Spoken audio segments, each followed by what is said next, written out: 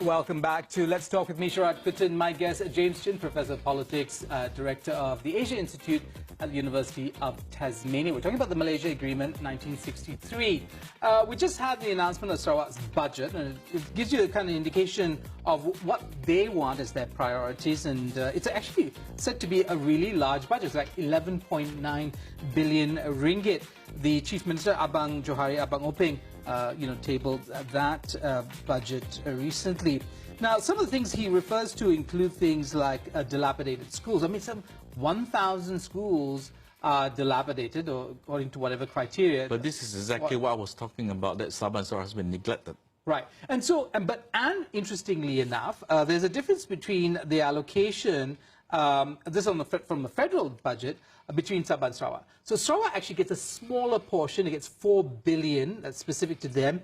Sabah gets 5 billion. Now, is that because Sabah is supporting the federal government politically, whereas the state government of Sarawak is actually in opposition, or it claims itself to be independent of Barisan Nasional, maybe not quite in opposition, but clearly not with the Pakatan Harapan government? How do you see that? I think there's always a political element when it comes to budget, but I think the main reason why Sabah got a bigger number was because the population in Sabah is bigger. But again, having said that, I'm sure there's a political element to it. You have to remember, Warisan is an ally of Pakatan Harapan, so they have direct access to the federal government and they can ask for money directly from federal government. While in the case of Sarawak, as you mentioned, GPS is independent, they don't have access to the federal government. Now, in terms of the 11 billion budget that you spoke about, the state budget in Sarawak, I would classify that as an election budget. You have to remember, Sarawak's reserve is about 30 billion, and it is quite clear that the Sarawak government, the GPS government, is going to spend as much of this money as possible in order to prepare for the next state election. You're not going to build schools then? Oh, they're going to build everything, and they're going to pour a lot of money in rural areas, because they realize that that is where the weakest link are. Okay, but there's still this problem, right? It sounds like, if you read the newspapers, the media, that both sides of the divide within Sarawak are speaking in some ways the same language. I mean, both of them, both sides, as it were, are asking for greater autonomy. They're both, in some ways, state nationalists, as the expression used earlier. So how do people even make a choice? I mean, what is it going to actually differentiate the two sides of the game?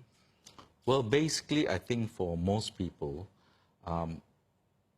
they're getting more and more confused by the minute.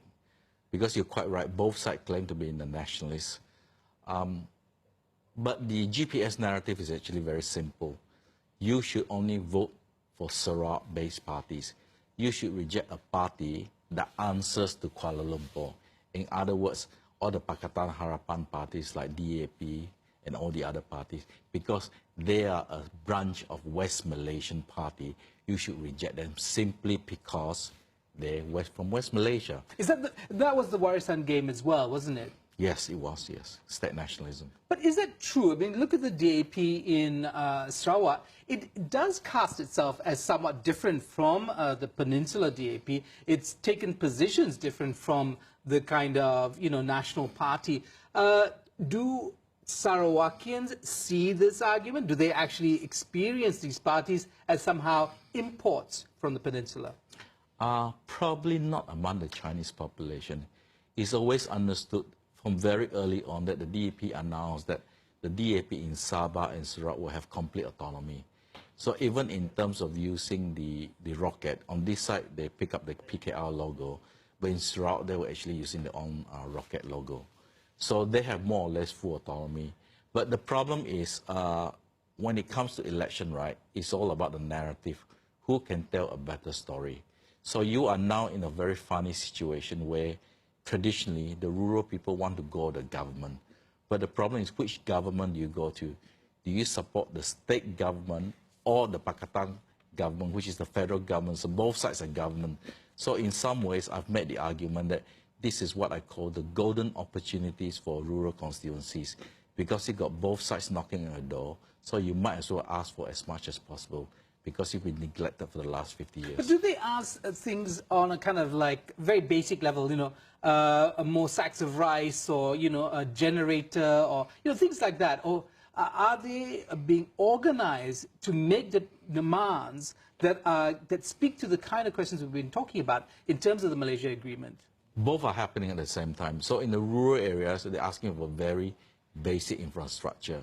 But the more educated indigenous population who, of course, want better things.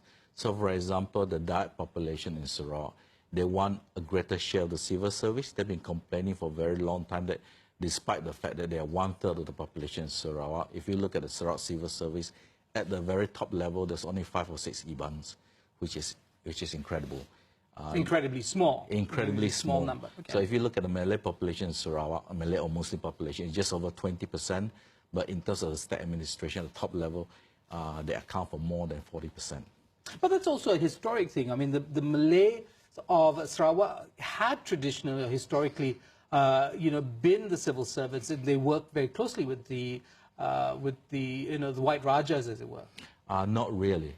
I think the reality is that governments in Malaysia are highly political.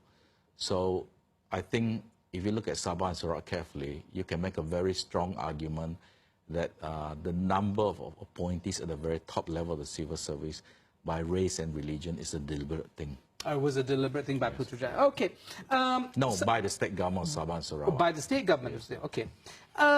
Let's talk about some of the kinds of arguments that are made often. And I'm referring to Sabah rights activist Zainal Ajamin. He has called the budget, the federal budget, Malaya-centric. He poo-pahhed this idea that Pakatan was serious about equal partnership between the three territories.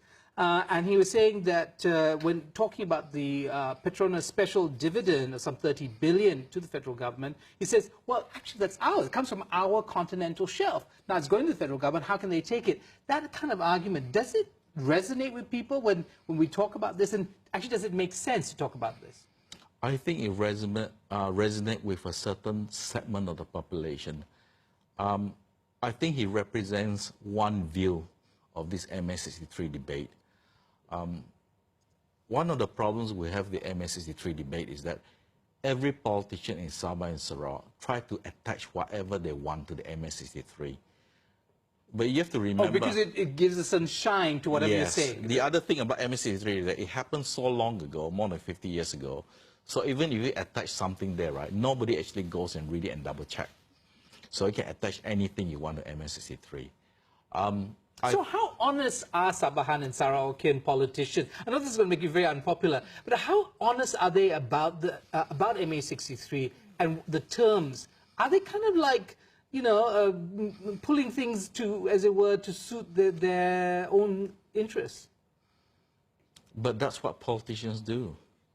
So like I said earlier, you got both the opposition in Sabah and Sarawak and the government of Sabah and Sarawak. All of them are MA nationalists.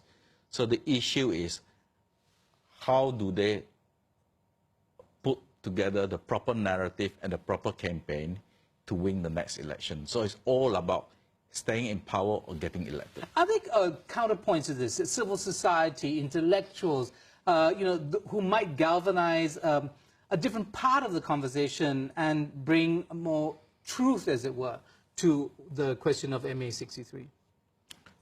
The problem is there is virtually no CSO in Sabah and Sarawak. The people making the noises are basically from the political class.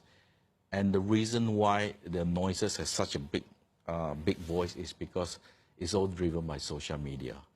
In the case of Sarawak, the GPS has actually started sponsoring public forums. They've been holding public forums in all the major cities, and they're bringing speakers from Sabah to talk about this issue. But basically, the underlying sentiment is that Sarawak is for Sarawakians. So although they don't say openly, the idea is that at the end of the forum, you have this idea that I should not vote for Pakatan Harapan parties like the DAP or Bersatu or whoever they are, because these parties are controlled by Peninsular Malaysians. That no matter how bad the local parties are, it is still Sarawak for Sarawakians. Okay, we'll be back with a look at the upcoming state elections in Sarawak, looking at the kind of medium-term scenario there in the state of Sarawak. Stay tuned. So let's talk with me, Sharat Kutin.